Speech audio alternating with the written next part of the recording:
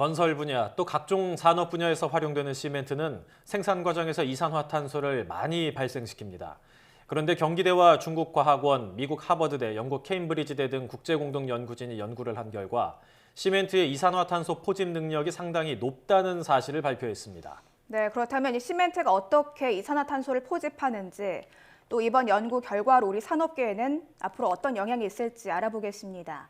경기대학교 플랜트 건축공학과 양근혁 교수 연결됐습니다. 안녕하십니까? 네, 안녕하세요. 네, 교수님, 일반적으로 이 이산화탄소 하면 공장 또 자동차 배기가스가 이 방출의 주범이다 이렇게 많이 알고 있는데 시멘트도 이산화탄소를 대량 발생시킨다고 하는데요. 그 방출되는 양은 어느 정도라고 볼 수 있을까요? 네, 우리나라의 경우 시멘트 1톤 생산에서 배출되는 CO2 양은 약 0.93톤으로 평가되고 있습니다. 네.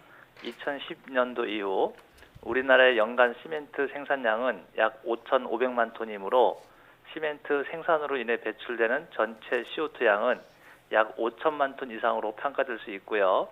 이는 우리나라 전체 CO2 배출량의 약 7%에 해당합니다. 참고로 세계 시멘트의 CO2 원단위 평균값은 0.81톤이므로 연간 시멘트 생산량은 약 33억 톤을 고려하면 세계 시멘트 생산으로부터 배출되는 CO2 양은 약 24억 톤 이상으로 평가될 수 있습니다. 네. 그런데 이산화탄소는 기체인데요. 이 고체 시멘트에서 이산화탄소가 발생하는 이유는 무엇인가요? 시멘트 제조 공정은 크게 석회석 채석 공정, 원료 분쇄 및 소성 공정, 제품 공정으로 구분할 수 있는데요. 네. 원료 분쇄 및 소성 공정에서는 석회질 원료에 규산지를 포함한 점토질 원료를 혼합하여 미분쇄하고 약 1450도씨의 고온으로 가열하게 됩니다. 이런 고온 가열 하에서 석회석의 탄산칼슘 성분이 산화칼슘과 CO2로 분리되게 되는데요. 소성 과정에서 석회석의 이 탈탄산 반응에 의해 배출되는 CO2 양이 약 톤당 0.4에서 0.5톤 정도로 평가되고 있습니다.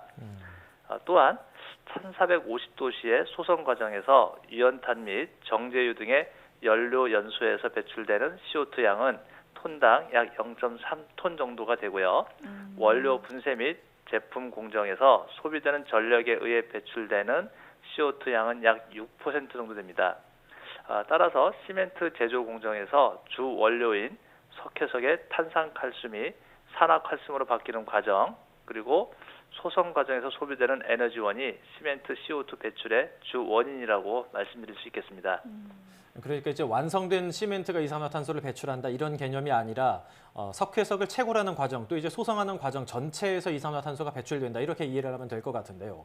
그런데 이렇게 이산화탄소를 많이 방출을 하는 시멘트가 오히려 이산화탄소를 포집한다 이런 내용을 연구를 하셨다고 했지 않습니까? 어떤 내용인지 간단하게 소개를 부탁드리겠습니다.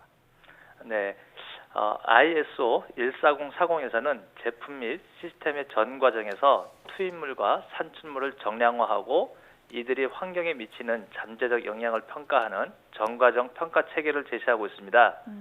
이에 따라 콘크리트 및 콘크리트 구조물의 전과정 환경 영향 평가는 원료 채취에서부터 폐기를 포함한 최종 단계 그리고 재활용 단계까지 고려해야만 합니다. 콘크리트 전과정 CO2 평가는 주로 구조물의 사용 전 단계까지만 고려함으로써 주로 CO2 배출에 중점을 두었었는데요. 제가 발표한 연구는 구조물의 사용 및 해체와 재활용 단계에서 시멘트가 CO2를 포집하게 되고 그 양을 고려한다면 그 배출량이 줄어들 수 있다는 내용입니다. 아파트를 예를 들면 구조물의 사용 및 재활용 단계에서 시멘트 배출량의 약 18% 정도를 포집할 수가 있는데 이 연구의 중요성은 우리나라의 콘크리트 폐기 및 재활용 현황에 대한 통계치를 적용해서 CO2 포집량을 정량적으로 평가한 것이라고 말씀드릴 수가 있겠습니다. 네, 이 시멘트의 사용 또는 재활용 단계에서 이산화탄소 포집이 가능하다 이렇게 말씀해 주셨는데요. 이게 어떤 원리로 가능한 건지 궁금한데 자세히 소개 부탁드리겠습니다. 시멘트의 탄산화 메커니즘에 의해 CO2를 포집하게 되는데요. 네. 일반적으로 시멘트는 물과 반응하면 수화 생성물 중에 하나로서 수산화칼슘을 생성합니다. 이 굳은 콘크리트에서 생성된 이 수산화칼슘은 대기 중에 CO2와 반응하여 탄산칼슘으로 변하게 되는데 이를 좀 전문 용어로 말씀드리면 시멘트의 탄산화라고 합니다. 따라서 시멘트 콘크리트는 탄산화 반응을 통해서 대기 중에 CO2를 포집할 수가 있습니다. 콘크리트 구조물의 해체 및 재활용 단계에서는 큰 덩어리의 콘크리트가 자갈과 같이 작은 알맹이들을 분쇄하게 되는데요. 네. 대기 중에 CO2와 접촉하는 알맹이들 전체 그 비표면적이 커지면서 탄산화가 급하게 이루어지고 이에 따라서 CO2 포집량이 증가하게 될 수 있습니다. 네. 결국에는 이 시멘트의 탄산화에 해답이 있다 이런 말씀이신데 그렇다면 실제 이 포집량은 어느 정도입니까? 사실 시멘트 탄산화에 의한 CO2 포집량의 평가는 탄산화 속도 모델, 그리고 콘크리트 적용에 대한 통계값에 따라 달라질 수가 있습니다. 네. 따라서 콘크리트 탄산화에 의한 CO2 포집량은 콘크리트 구조물의 생애 주기, 재활용 용도와 비율, 그리고 콘크리트에서 CO2 확산 개수에 의해 달라질 수가 있는데요. 국제 공동 연구를 통해서 제시한 저희 결과를 보면 시멘트의 CO2 포집량은 생산 시 배출되는 CO2 양의 약 40에서 50% 수준으로 있을 수가 있습니다. 그 전까지 이제 시멘트를 만들 때 이산화탄소가 많이 방출이 되지만 시멘트가 이산화탄소를 포집하는 건 몰랐다. 근데 이제 그걸 알게 됐다. 이런 의미로 받아들이면 될 것 같은데 이 연구가 어떤 의미가 있는 건가요? 시멘트 및 콘크리트 산업은 그 적용성의 중요도가 사실 상당함에도 불구하고 CO2 배출 책임에 대해 민감할 수밖에 없습니다. 현재는 그 건설 산업에서도 전과정 환경영향 평가가 매우 중요시되고 있고요. 이에 따라 ISO 체계에 따라서 콘크리트 및 콘크리트 구조물의 전과정 CO2 및 환경영향 평가를 수행해야 하는 시점입니다. 하지만 아직 그 시멘트 및 콘크리트 산업에서는 전과정 CO2 평가에 대한 개념조차 사실 생소한 상태거든요.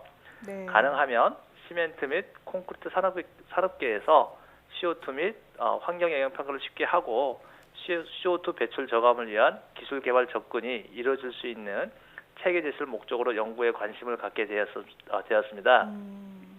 이번 연구 이후 시멘트의 CO2 포집 능력을 고려하면 CO2 배출 책임에 대해서 다소 완화될 수 있지 않을까 하는 그런 장점을 좀 생각하고 있습니다. 네. 뭐 앞으로 이 환경 영향 평가가 좀 새롭게 체계가 좀 개편돼야 하지 않을까 이런 생각도 드는데요. 좀 어떻게 생각을 하십니까? 우선 이런 평가 체계는 정책적으로 반영이 되어야만 할 것 같아요. 네. 예를 들어서 구조물 설계 단계에서 설계 도면이 제시되면 이 도면에 따라서 전과정 CO2 배출량이 제시될 수 있는 정책적 요구가 있어야 되고요. 그리고 요구 CO2 배출 저감에 대한 인센티브 등이 적극적으로 마련되어야만이 산업계에서도 점차 CO2 평가 체계를 도입할 것으로 생각됩니다. 때문에 저희 그 연구팀에서는 앞에서 말씀드린 바와 같이 구조물 설계 단계에서 CO2를 평가할 수 있는 시스템 구축 연구를 계획을 하고 있고요. 이 시스템 구축은 구조물 설계 단계에서 도면과 각 재료가 결정이 되면 각 단계별 그리고 전 과정 CO2 배출과 포집량을 산정하여 제시될 수 있는 체계입니다. 이는 제 개인 연구보다는 관련 산업계와 연계하여 진행할 수 있는 영역이기 때문에 여러 가지로 접근 방법에 대해서 사실 고민을 하고 있습니다. 네, 우리 산업계 그리고 더 나아가서 환경 문제 해결에도 큰 도움이 될 것 같은데요. 앞으로도 활발한 연구 기대하겠습니다. 지금까지 경기대학교 플랜트 건축공학부와 양근혁 교수였습니다. 오늘 말씀 잘 들었습니다. 네, 고맙습니다.